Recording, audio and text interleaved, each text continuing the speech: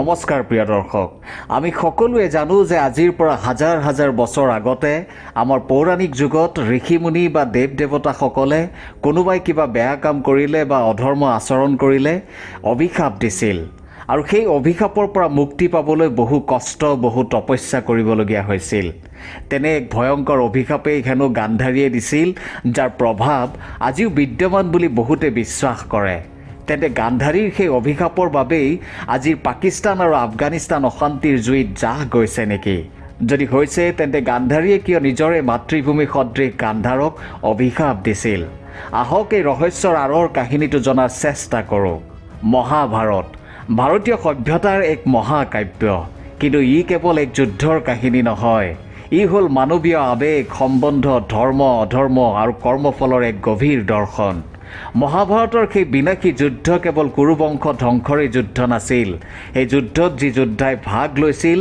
তেওঁ হয়তো নিজেই মৃত্যুক সাৱটি লৈছিল নতুবা তেওঁ ৰাজ্য ধ্বংসৰ দিশে আগবাঢ়িছিল কিন্তু যুদ্ধতকৈ অধিক ভয়ানক আছিল যুদ্ধৰ পিছত পোৱা অভিশাপ এয়া আমি সকলোৱে জানো যে গান্ধাৰীয়ে মহাভাৰতৰ যুদ্ধত তেওঁৰ 100 পুত্ৰ হেৰুৱাই ক্ৰোধ শোক আৰু আৱেগৰ বশৱৰ্তী হৈ প্ৰথমে ভগৱান শ্ৰীকৃষ্ণক আৰু সম্পূৰ্ণ যদুবংশ ধ্বংস হ'ব বুলি অভিশাপ দিছিল আৰু সেই অভিশাপ আখৰে আখৰে ফলিওৱা আমি দেখিবলৈ পাওঁ যদুবংশীসকল নিজৰ মাজতে যুদ্ধ কৰি মৃত্যুক সাৱটি লৈছিল আৰু সোণৰ দ্বাৰকা নগৰীও সমুদ্ৰত বিলীন হৈ গৈছিল ঠিক একেদৰে গান্ধাৰীয়ে নিজৰ ভাতৃ শকুনি আৰু তেওঁৰ ৰাজ্য গান্ধাৰকো অভিশাপ দিছিল আপুনি হয়তো জানি আচৰিত হ'ব যে আজিৰ আফগানিস্তান আজিৰ পৰা 5000তকৈ অধিক বছৰ পূৰ্বে গান্ধাৰ নামেৰে জনাজাত আছিল আৰু আমাৰ ভাৰত তেতিয়া আছিল আৰ্যব্ৰত বা হিন্দুস্তান তেতিয়াৰ পৰা আজিলৈকে পৃথিৱীৰ ভূগোল বহু সলনি হ'ল কিন্তু যি সলনি নহ'ল সেয়া হৈছে গান্ধাৰৰ ভাগ্য যাক আজি কান্দাহাৰ বুলিও কোৱা হয় আজিও এই কান্দাহাৰৰ ভাগ্য সলনি হোৱা নাই কোৱা হয় যে গান্ধাৰীৰ এটা অভিশাপ আছিল যিয়ে কান্দাহাৰক কেতিয়াও শান্তিৰে জীয়াই থাকিবলৈ নিদিয়ে মাথো এটা ভুল ইতিহাসৰ পাতত উল্লেখিত মাথো এটা ভুলৰ পৰিণতি আজিও কান্দাহাৰে ভুগি আছে গান্ধাৰীৰ দ্বাৰা গান্ধাৰ অৰ্থাৎ আফগানিস্তানক দিয়া অভিশাপ আজি পাকিস্তানৰ লগত কেনেকৈ জড়িত হৈ আছে এই অভিশাপৰ প্ৰভাৱ কি মহাভাৰত কালৰ গান্ধাৰ আজিৰ আফগানিস্তানত স্থিত এয়া প্ৰমাণিত কাৰণ সেই দেশৰ এটা অংশক আজিও কান্দাহাৰ বুলি জনা যায় যি শব্দটো গান্ধাৰৰ পৰাই উৎপন্ন হৈছে গান্ধাৰ শব্দৰ অৰ্থ হৈছে সুগন্ধিৰ ভূমি ঋগ্বেদ মহাভাৰত আৰু উত্তৰ ৰামায়ণৰ দৰে বিভিন্ন পৌৰাণিক গ্ৰন্থত এই শব্দটিৰ উল্লেখ পোৱা যায় এতিয়া হয়তো আপোনাৰ মনলৈ এটা প্ৰশ্ন নিশ্চয় আহিছে যে গান্ধাৰীয়ে যদি নিজৰে মাতৃভূমি সদৃশ ৰাজ্যক অভিশাপ দিছিল তেন্তে সেয়া পাকিস্তানৰ লগত কেনেকৈ জড়িত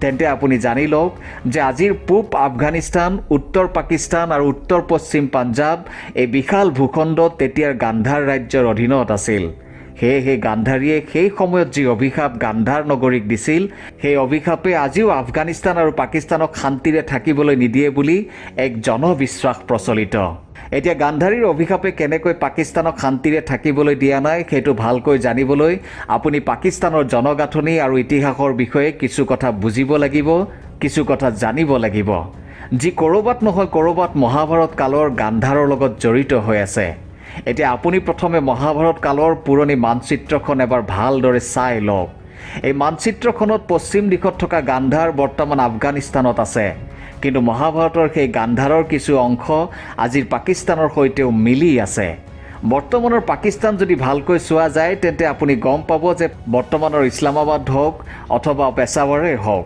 এয়া এটা সময়ত গান্ধাৰৰে অংশ আছিল ইয়াৰ উপৰিও কেইটামান এনেকুৱা স্থান আছে যি স্থান পাকিস্তানে অধিগ্ৰহণ কৰি ৰাখিছে যাক বৰ্তমান আমি পিঅ'কে বা পাকিস্তান অধিকৃত কাশ্মীৰ বুলি জানো য'ত গিলগিট বাল্টিস্তান ডিয়ামিৰ গিজাৰ আৰু ঘাচি চামিল হৈ আছে গতিকে এই কথাৰ পৰাই প্ৰমাণ হয় যে বৰ্তমানৰ পাকিস্তানৰ অধিকাংশই মহাভাৰত কালত গান্ধাৰতে চামিল আছিল এতিয়া জানো আহক যে গান্ধাৰীৰ অভিশাপ কেনেকৈ পাকিস্তান আৰু আফগানিস্তানৰ বাবে কাল হৈ থিয় দি আছে কি কাৰণ আছিল যাৰ বাবে গান্ধাৰীয়ে নিজৰ মাতৃভূমি গান্ধাৰকে অভিশাপ দিবলৈ বাধ্য হৈ পৰিছিল এয়া কি কথা যে আজি সেই অভিশাপ সত্য প্ৰমাণিত হৈছে ঋষি বেদব্যাসৰ দ্বাৰা লিখিত মহাকাব্য মহাভাৰত অনুসৰি প্ৰায় 5500 বছৰ আগতে গান্ধাৰত এজন ৰজাই শাসন কৰিছিল যাৰ নাম আছিল সুবল। তেওঁৰ কন্যা অৰ্থাৎ ছোৱালীৰ নাম আছিল গান্ধাৰী আৰু কনিষ্ঠ পুত্ৰৰ নাম আছিল শকুনি। তেওঁৰ কন্যা গান্ধাৰীৰ বিবাহ ধৃতৰাষ্ট্ৰৰ লগত হৈছিল। ধৃতৰাষ্ট্ৰ জন্মৰ পৰাই অন্ধ আছিল, সেয়েহে গান্ধাৰীয়েও বিবাহৰ পিছতে নিজৰ চকু কাপোৰেৰে ঢাকি ৰাখিছিল আৰু পতিব্ৰতা ধৰ্ম পালন কৰি নিজৰ ইচ্ছা অভিলাষ সকলো ত্যাগ কৰি ধৃতৰাষ্ট্ৰৰ লগত হস্তিনাপুৰলৈ গুচি আহিছিল। তাৰ মাজতে আৰু বহুতো নঘটিবলগীয়া ঘটনা ঘটে। এক কৰুণ পৰিস্থিতিত হস্তিনাপুৰৰ কাৰাগাৰত ৰজা সুবলৰো মৃত্যু হয় আৰু গান্ধাৰ ৰাজ্যৰ শাসনভাৰ শকুনিৰ হাতলৈ যায়। এয়া আমি সকলোৱে জানো যে ধৃতৰাষ্ট্ৰ আৰু গান্ধাৰীৰ এই বৈবাহিক সম্পৰ্কই পৰোক্ষভাৱে গান্ধাৰ ৰাজ পৰিয়ালৰ বাবে দুখ কঢ়িয়াই আনিছিল। সেয়েহে শকুনিয়ে কুৰুবংশ ধ্বংসৰ কাৰণে এক ভয়ংকৰ ষড়যন্ত্ৰ ৰচনা কৰিছিল আৰু সেই ষড়যন্ত্ৰ আছিল কৌৰৱ আৰু পাণ্ডৱৰ মাজত যুদ্ধ লগাই সম্পূৰ্ণ কুৰুবংশ ধ্বংস কৰা। শকুনি গান্ধাৰীৰ পক্ষলৈ হস্তিনাপুৰতে থাকিবলৈ ল'লে আৰু কৌৰৱ তথা পাণ্ডৱৰ মাজত অৰিয়া আৰু শত্ৰুতাৰ বীজ সিঁচিবলৈ ধৰিলে। শেষত এই সৰু ফিৰিঙতিয়ে মহাভাৰতৰ মহাযুদ্ধলৈ পৰিণত হ'ল। সেই ভয়ংকৰ যুদ্ধত গান্ধাৰীৰ 100 পুত্ৰ পাণ্ডৱৰ হাতত মৃত্যুবৰণ কৰিবলগীয়া হ'ল। নিজৰ 100 পুত্ৰৰ মৃত্যুৰ অসহনীয় শোক আৰু ক্ৰোধত ভাগি পৰি গান্ধাৰীয়ে প্ৰথমতে ভগৱান শ্ৰীকৃষ্ণ আৰু সম্পূৰ্ণ যদুবংশ ধ্বংসৰ অভিশাপ দিয়ে। তাৰ পিছত তেওঁ নিজৰ এই ভাতৃ শকুনি আৰু তেওঁৰ ৰাজ্য গান্ধাৰকো অভিশাপ দিয়ে। মোৰ 100 পুত্ৰক মৃত্যুৰ মুখলৈ ঠেলি নিয়া গান্ধাৰৰ ৰজা আৰু তেওঁৰ বংশধৰসকলে গান্ধাৰত কেতিয়াও শান্তিত থাকিব নোৱাৰিব। সেই ভূমি চিৰদিন অশান্তি আৰু সংঘৰ্ষৰ কেন্দ্ৰ হৈ ৰ'ব। গান্ধাৰীৰ অভিশাপ ফলিওৱা বুলি কোৱা হয়। গান্ধাৰ ৰাজ্যৰ শাসনভাৰ গ্ৰহণ কৰা শকুনিৰ পুত্ৰয়ো গান্ধাৰত শান্তিত থাকিব নোৱাৰিলে। এয়াও মনা হয় যে পাণ্ডৱৰ হাতত পৰাস্ত হোৱা কৌৰৱ বংশৰ বহুতেই পিছলৈ আফগানিস্তানত আহি থিতাপি লৈছিল। ইয়াত তেওঁলোকে গান্ধাৰৰ প্ৰান্তত থকা কান্দাহাৰত শৰণ লৈ আছিল। তাৰ পিছত সময়ৰ সোঁতত তেওঁলোকে লাহে লাহে ইৰাণ আৰু ছৌদি আৰবৰ ফালে ধাৱমান হয়। মহাভাৰত কালৰ অন্তত লাহে লাহে গান্ধাৰত বৌদ্ধ ধৰ্মৰ প্ৰসাৰ আৰু প্ৰচাৰ হ'বলৈ ধৰিলে। আনকি এছিয়া মহাদেশৰ কিছুমান অংশত বৌদ্ধ ধৰ্ম ক্ষিপ্ৰতাৰে বিয়পিবলৈ ধৰিলে। মানুহে লাহে লাহে ভগৱান শিৱৰ পূজা কৰা বন্ধ কৰিবলৈ ধৰিলে আৰু তাৰ পিছত বৌদ্ধ ধৰ্মৰ প্ৰচাৰকসকলে নিজৰ ধৰ্মটোক আগবঢ়াই লৈ যাবলৈ ধৰিলে। মুছলিম শাসকে শাসন কৰাৰ আগতে মৌৰ্য বংশৰ বহুকেইজন ৰজাই ইয়াত শাসন কৰিছিল। একাদশ শতিকাত ইয়াত মেহমুদ গাজনভিয়ে শাসন কৰিছিল আৰু এইদৰে গান্ধাৰ সলনি হৈ কান্দাহাৰ হৈ পৰিল।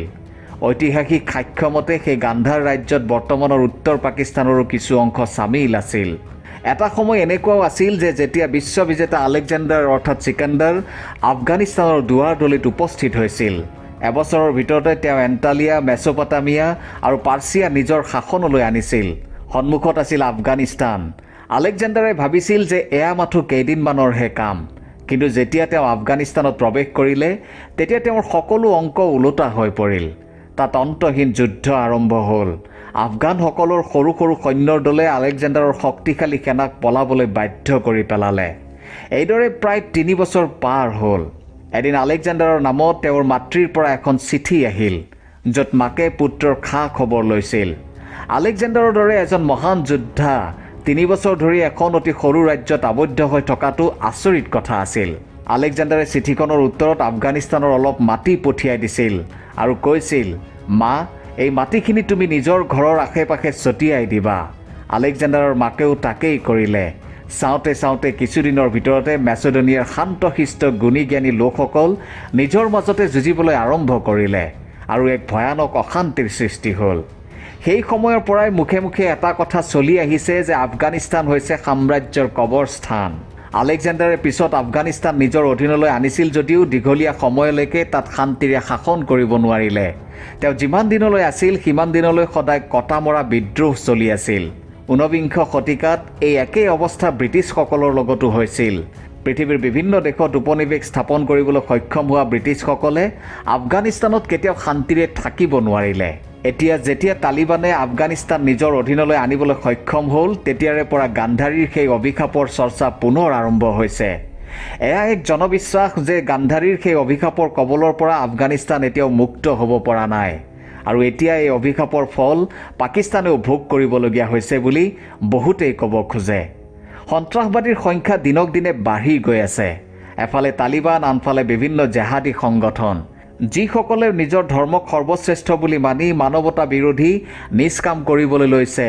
যিয়ে এই সংসাৰখনক ধ্বংসৰ ফালে গতি কৰাত সহায় কৰি আছে। এয়া অতিকৈ চিন্তনীয় বিষয়। পৌৰাণিক অভিশাপৰ সত্যতা যিয়েই নহওক কিয়, বৰ্তমানৰ ৰাজনৈতিক আৰু সামাজিক অস্থিৰতাই এই অঞ্চলসমূহক যে অশান্ত কৰি ৰাখিছে সেয়া ধ্ৰুৱ। আপুনি কি ভাবে?